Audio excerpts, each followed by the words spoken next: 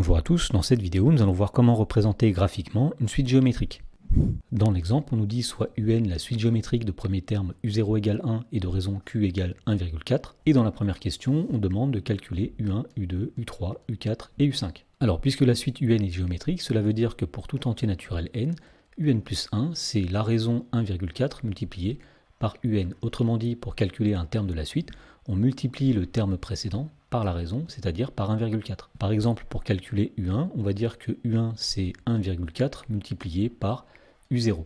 Autrement dit, c'est 1,4 multiplié par 1, c'est-à-dire que U1 est égal à 1,4. Ensuite, pour calculer U2, eh bien, on va dire que U2 c'est la raison 1,4 multiplié par le terme précédent qui est U1, c'est-à-dire 1,4 fois 1,4 et on trouve que U2 est égal à 1,96. On calcule ensuite U3 sur le même principe. Alors U3 c'est la raison 1,4 fois le terme précédent U2, c'est-à-dire 1,4 multiplié par 1,96 et donc U3 est égal à 2,744. Ensuite on calcule U4 sur le même principe, on multiplie U3 par la raison, donc c'est 1,4 fois U3 et on trouve que U4 est égal à 3,8416. Et pour finir, on va calculer U5 sur le même principe en disant que U5 c'est 1,4 fois le terme précédent, c'est-à-dire fois U4. Et lorsqu'on calcule ça, on trouve que U5 est égal à 5,37 824. Dans la question numéro 2, on demande de représenter les 6 premiers termes de la suite UN dans le repère ci-dessous.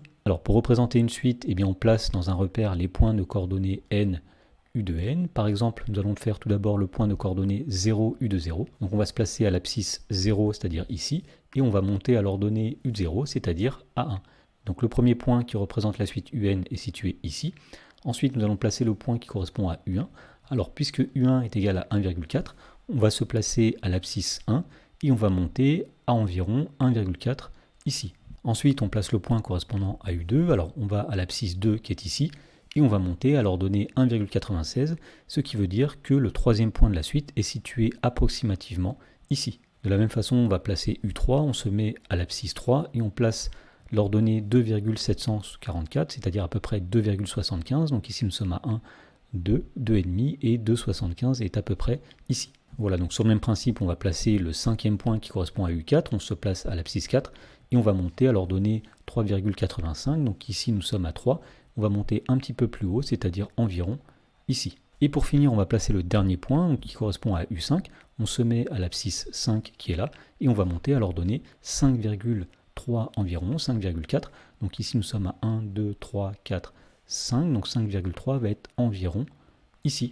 Dans la question 3, on nous demande de quel type de croissance s'agit-il. Alors ici, on voit que les UN sont de plus en plus grands et tendent à augmenter très très vite. Et donc on va dire que puisqu'on est en présence d'une suite géométrique, il s'agit ici de ce qu'on appelle une croissance exponentielle.